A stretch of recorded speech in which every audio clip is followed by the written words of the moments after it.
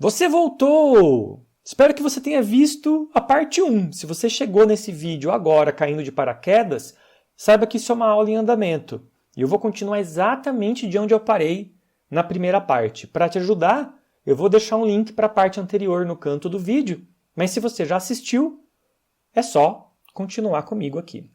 E o que nós vamos fazer agora é discutir como nós temos dois tipos de memória, ou como a CPU, ou mais precisamente o sistema operacional, a CPU só faz o que o sistema operacional manda, mas precisamente como o sistema operacional organiza a memória do computador.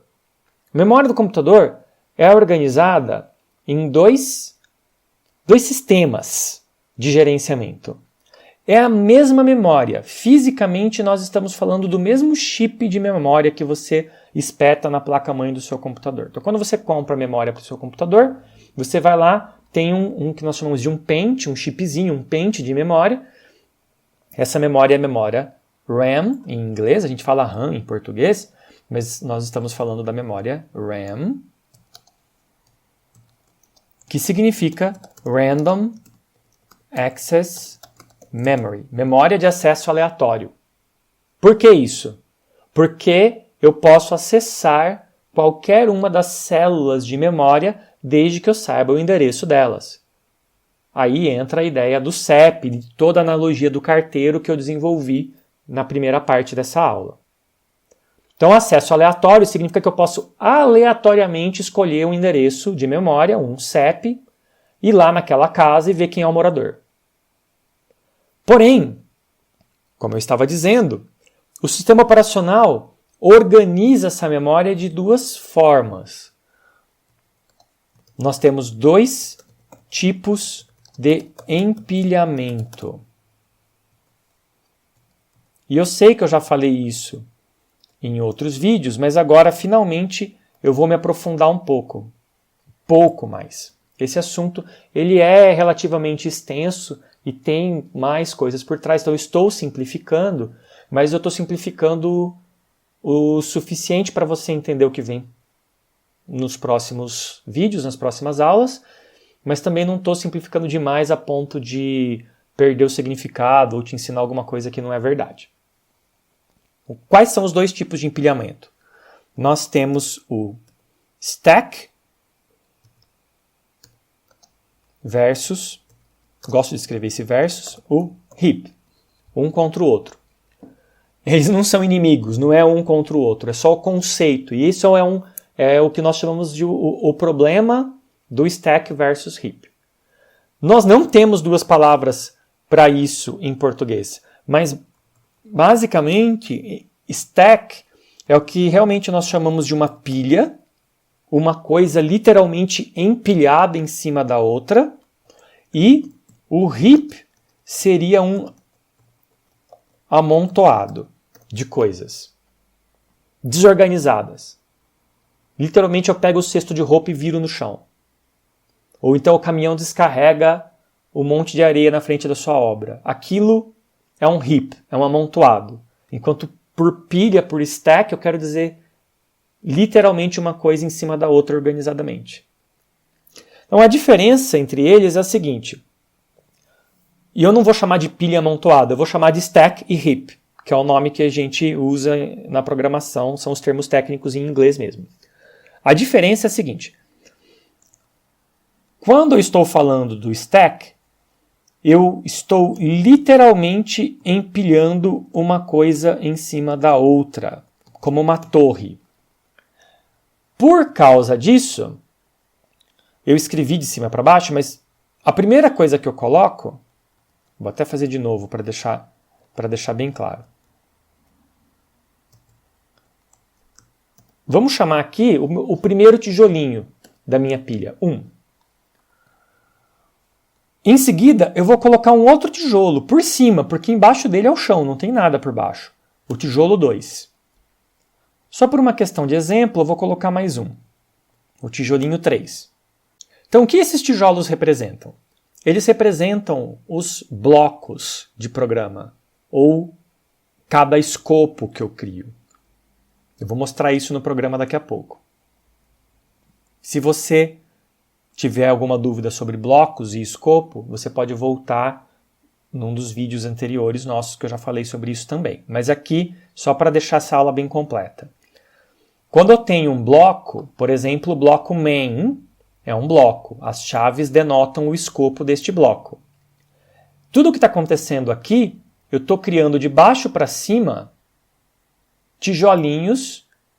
O primeiro tijolo vai ser o meu main. Depois, eu chamei aqui dentro o cubo. Quando eu chamei o cubo é o próximo bloco.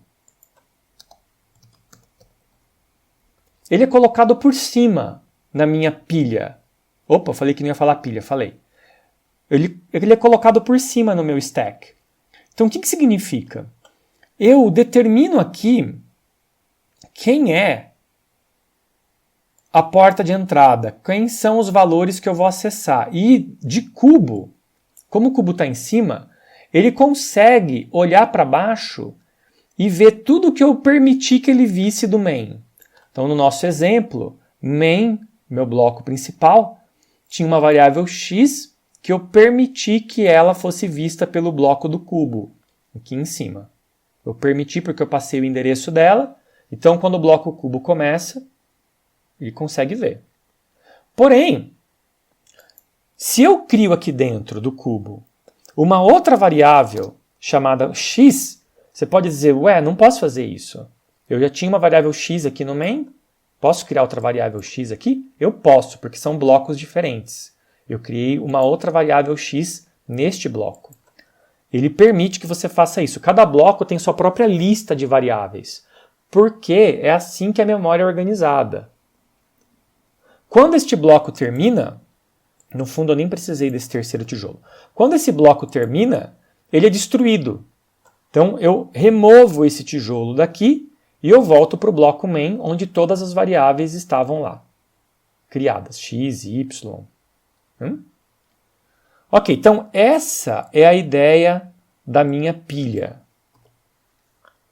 Ela organiza não só variáveis, como também o meu programa. Isso nós já vimos também lá atrás. Pedaços do meu programa também moram na memória. Os próprios blocos, como cubo, como main, moram em algum lugar da memória. Eles moram organizados como uma pilha. Agora, por que é assim? É assim porque esta organização permite que o sistema operacional acesse esses endereços de memória de forma mais rápida. Por isso que lá no começo eu confundi, eu falei CPU em vez de sistema operacional.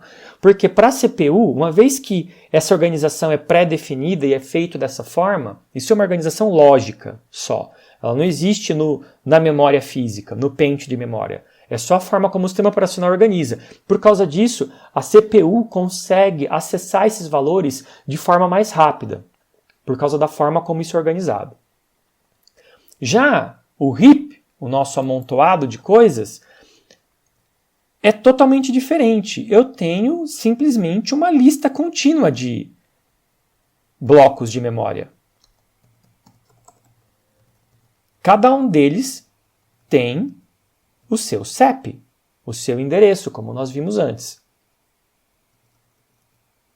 Basta eu saber o endereço para acessá-lo. Literalmente aleatório. Esse daqui, o heap, é o que representa o maior grau de aleatoriedade dentro do RAM, memória de acesso aleatório. Acontece que isso aqui vem com um preço. Para fazer esse acesso, leva mais tempo. Eu não consigo acessar um endereço de memória desse na mesma velocidade que esse aqui. Justamente porque o stack é organizado dessa forma para demandar menos processamento, menos ciclos de CPU. Esse é o termo técnico que nós usamos. A CPU funciona em ciclos. Eu preciso de menos ciclos de CPU para acessar aqui no stack do que aqui no heap, onde é o maior grau de aleatoriedade possível para a minha memória. Eu literalmente posso acessar qualquer célula a qualquer momento, enquanto que aqui tem essa organização de um bloco só pode ver o que vem embaixo se eu permitir que ele veja. Quem vem para cima, então, não pode ver mesmo. Por causa disso, essa memória aqui é limitada. O sistema operacional gerencia quanto da memória total, quantos bits de memória ele vai usar para fazer isso aqui. E mais, na construção da nossa memória física, eventualmente, algumas células de memória podem mesmo ser mais rápidas de ser acessadas, fisicamente mais rápidas. Nós chamamos isso de tempo de latência. O tempo que leva entre você pedir um valor para a memória e devolver depende do caminho que os elétrons fazem dentro do circuito. Por causa disso, realmente algumas células de memória podem demorar mais do que outras. E é por isso que nós temos, o sistema operacional gerencia isso e fala assim, não só o método de organização do stack é mais rápido, se possível vou usar células de memória mais rápidas também, quando tem diferença. E aí ele limita. E quando você tem um programa grande demais, isso quase não acontece hoje em dia, porque o stack é realmente grande, são gigas de memória, gigabytes de memória, mas quando você ultrapassa um certo teto que o stack tem, você recebe uma mensagem de erro chamada Stack Overflow. E hoje em dia é o nome de um site isso, é o nome de um site com o maior número de ajuda, um fórum que tem tutoriais e recursos para você aprender sobre programação, principalmente sobre C++, mas tem outras linguagens e bibliotecas também. Mas isso é um Stack Overflow, é quando você aloca mais coisa no stack do que o sistema operacional permite. Ele fala, daqui para frente, não é que eu não posso pôr, porque fisicamente falando, o stack está no mesmo lugar que toda a memória, tudo isso é memória RAM. Só que daqui para frente, a pilha ficou tão grande que todo aquele trabalho que eu tive para ter um algoritmo que limita a aleatoriedade para ganhar velocidade, a pilha ficou muito grande. E a partir de agora, não vale mais a pena você colocar uma coisa aqui. Não vale mais a pena você criar uma memória. Ou declarar um novo bloco de programa, porque tudo mora aqui no stack. Eu não vou conseguir gerenciar. Então o stack tem um limite, mesmo nos dias de hoje. É difícil alcançar esse limite, mas tem. Eu que sou programador desde os anos 80, eu via Stack Overflow muito, quando você trabalhava em computadores que tinham kbytes de memória, não eram nem gigabytes, eram kilobytes de memória. Já o heap não tem. No heap cabe toda a memória que você pode alocar dentro do seu espaço físico de memória. Se você tem 8 GB de memória RAM, uma parte disso é o stack e o resto é o heap. Então o que eu quero ensinar para vocês agora, veja que essa aula é basicamente teórica, mas rapidinho nós vamos para o programa anterior e eu vou mostrar para vocês como criar memória, como alocar memória, não é criar a palavra certa é alocar. Como alocar memória no heap, ao invés de alocar no stack. Eu até anotei aqui, a variável x foi criada no stack. Dessa vez, nós vamos criar a variável x no heap. Como que eu vou fazer isso? Bom, primeiro eu não quero destruir o que está acontecendo aqui, então eu vou criar uma nova variável, eu vou chamar de z. Bom, do jeito que está aqui, ela vai ser criada no stack. Como que eu faço?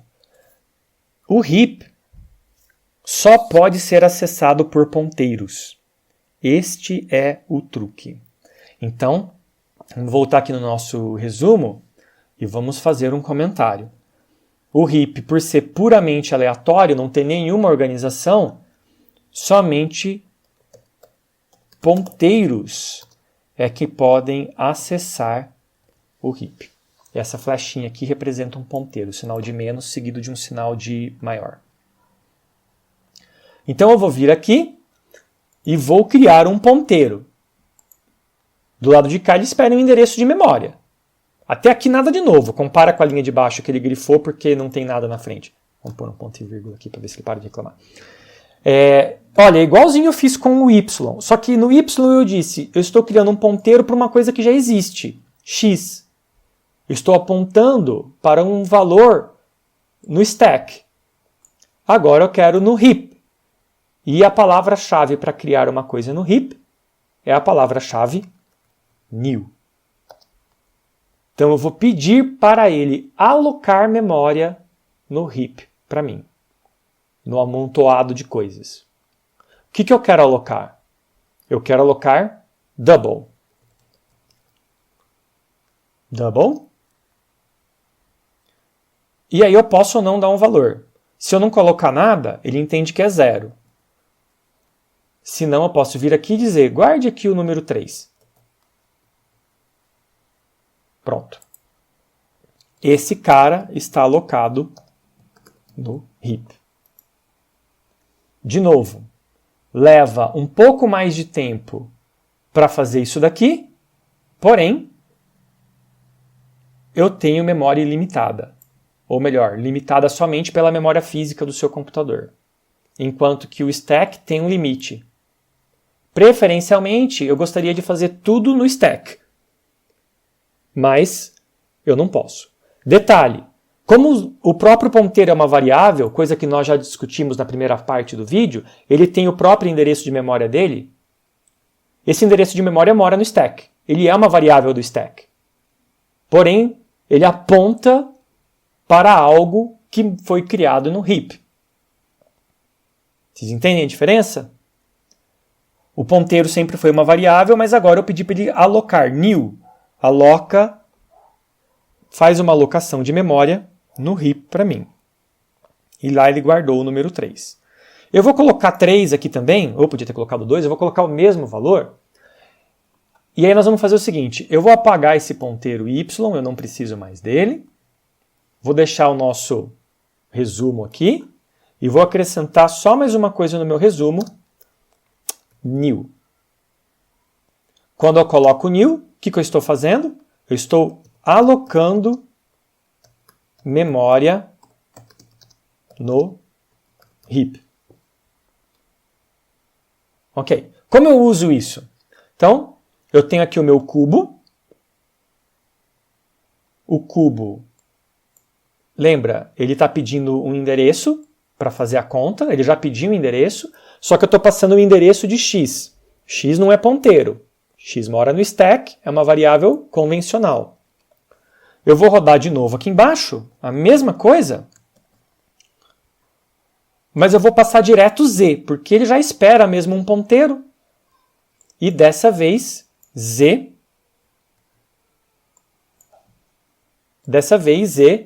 representa o valor que eu aloquei no heap. Os dois contêm o número 3, mas eles não estão amarrados, um não aponta para o outro, hein? 2 lugares diferentes na memória. E a gente vai ver isso na hora que for escrever. Só por uma questão de clareza, eu vou apagar essa frase aqui de dentro do cubo. O cubo literalmente vai fazer o cubo só agora. E é isso. Está aqui o nosso programa. Eu vou limpar a tela, limpar o terminal, compilar e rodar. E eis o que nós temos aqui. Então, a primeira eu faço a primeira linha do x, eu escrevo o endereço dele na memória, CE98, e depois o valor de x após o cubo, 3 ao cubo é 27, está tudo ok. E o de baixo, eu fiz z ao cubo, eu escrevo o endereço de z, lembra que z é um ponteiro? Se você olhar aqui, ó, CE a 0. Então, não é o mesmo endereço do x, isso a gente já sabia. Porém, depois eu pedi para escrever o conteúdo de z. Ele não escreveu 27, ele escreveu o conteúdo do ponteiro. O ponteiro é uma variável e ela guarda um endereço de memória. Olha o que ela guarda. Dá uma olhada aqui. Ele está apontando para uma coisa que obviamente não tem nada a ver com x, porque o exemplo é diferente do anterior, né? Eu não disse que z aponta para x, eu disse new. Ele aponta para o endereço de memória. Porém, dessa vez nós vamos olhar para o começo desse endereço também. Olha como o começo desse endereço é diferente. 7FFF. 7FFF.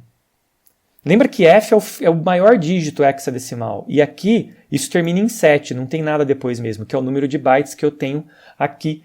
Meu computador tem 8 GB de memória RAM. Então, na verdade, eu termino, meu último byte é 7F. Quando eu aloco no stack, que é o meu X, e quando eu crio um ponteiro, que também é uma variável criada no stack, o stack fica no fim da minha memória RAM, nos endereços mais altos da minha memória RAM. Porque o sistema operacional organizou dessa forma. Ele vai do maior endereço para baixo, o stack vai crescendo do maior endereço para o fim, para o começo, né? Do fim para o começo. É assim que cresce a pilha em termos de endereço. Como se eu tivesse uma rua bem comprida e o stack é o fim da rua, onde o CEP seria 99999 lá no fim. Aqui é 7F. Porém, o heap não. O heap começa lá no começo da memória. Então, lá no começo da memória, nos bytes mais baixos, eu tenho o lugar onde o new guardou o número 3 para mim. E aí, se eu quiser de fato ver o resultado da minha conta, aqui eu preciso escrever mais uma coisa. Eu vou dar outra tabulação e eu vou escrever agora asterisco Z. Por quê? Porque eu não quero o ponteiro, eu não quero o endereço onde o ponteiro foi criado, eu não quero o CEP guardado no ponteiro, não. Eu quero o morador desse CEP. Lembra? Asterisco na frente do CEP é o morador. E aí, a gente já sabe o que tem que dar. Tem que dar 27, porque o morador era 3, 3 ao cubo, 27. Para encerrar, eu preciso dizer para vocês que a palavra new nunca vem sozinha. Isso vai ficar mais claro na terceira parte da nossa aula, quando eu falar em tempo de vida e posse. Mas agora basta dizer o seguinte: toda vez que você pede para alocar espaço no heap, a palavra-chave new diz para o sistema operacional: vá lá no endereço do heap, separe um endereço para mim e guarde alguma coisa lá dentro. Nesse caso eu guardei o número 3, que depois virou o cubo, foi elevado ao cubo e virou 27. Quando eu acabo de usar essa variável, eu preciso liberar esse endereço. De novo. Então, antes do programa terminar, antes do return, porque eu tenho um bloco, o bloco main. Então, antes do fim do meu bloco, eu preciso usar a palavra-chave delete. Então, quando eu faço isso, eu estou dizendo: vá lá nesse endereço, no endereço que está guardado na variável Z. Quem é o endereço que está guardado na variável Z? Está escrito aqui. É o endereço do meu 27. E libere essa memória. Então, esse 27 vai se perder e eu devolvo, o meu programa devolve para o sistema operacional, porque o sistema operacional está rodando vários programas. Eu preciso devolver esse endereço depois que eu não estou mais usando, justamente para que um outro programa possa usar. Ou eu mesmo daqui a pouco posso querer usar. Se eu não devolvo, esse endereço fica ocupado. E quando eu não faço isso, isso tem um nome. Isso se chama vazamento de memória. Então, delete libera, ou melhor, devolve a memória para o sistema operacional. E a gente faz isso para evitar vazamento de memória. Eu, na verdade, vou escrever aqui em cima. Delete, o new aloca, o delete devolve. E eu preciso fazer isso porque essa devolução não é automática e, se eu não fizer, senão temos um memory leak. Literalmente um vazamento de memória, porque eu estou pedindo para alocar, mas não estou devolvendo. Quando o meu programa encerra como um todo, o programa termina, toda a memória é devolvida. Porém, dentro do meu programa, a cada bloco, se eu tenho new, eu tenho que ter o delete. Eles funcionam em pares, ok? Você sabe se você tem um vazamento de memória no seu programa, se você contar o número de news e não for exatamente igual ao número de deletes. Então, assim a gente encerra essa segunda parte. Eu vou compilar e rodar só para mostrar que está tudo ok, tudo funciona. E vejo vocês na terceira parte, onde eu vou explicar por que é assim. Por que o programa não pode sozinho falar assim, ah, beleza, acabou o bloco. Se acabou o bloco, limpe a memória. Ele não pode fazer isso por causa do conceito de posse. Lembra? Com a responsabilidade, ou melhor, frase ao contrário. Com o poder vem a responsabilidade. Então, com o poder de gerenciar a memória como você quiser, vem a responsabilidade de gerenciar essa memória corretamente. E uma das grandes ferramentas de gerenciamento de memória que o C++ te dá é a ideia de tempo de vida e posse dos endereços. E para que isso funcione, fica a cargo do programador liberar a memória que ele pediu para alocar com o new. Vamos entrar em mais detalhes na parte 3. Vejo vocês lá. Até mais.